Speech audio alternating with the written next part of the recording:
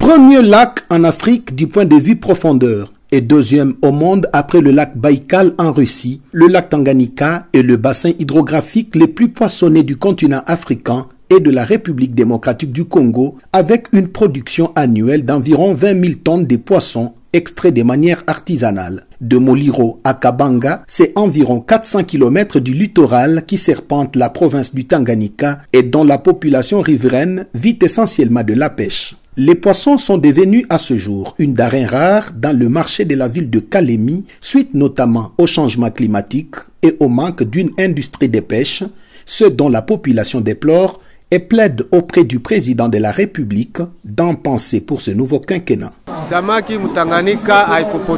Les poissons n'ont pas disparu dans le lac Tanganyika, c'est plutôt les années qui varient.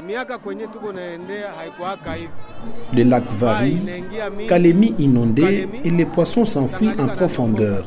La solution est d'amener les bateaux de pêche. Nous plaidons au président Félix Tshisekedi Tshilombo d'amener les bateaux de pêche qui ont la capacité de pêcher en profondeur pour desservir tout le pays.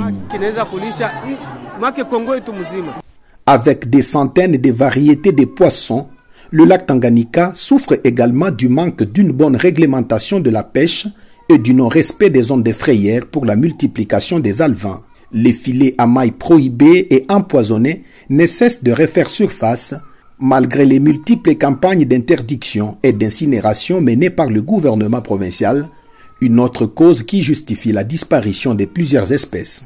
Cette rareté a un impact négatif sur le pouvoir d'achat de la population et cela complique les calculs des recettes brutes dans les paniers de la ménagère. Avec sa réputation du lac le plus poissonné d'Afrique, le Tanganyika regorge toutes les capacités de desservir toute la République en poissons à une seule condition, industrialiser et réglementer la pêche.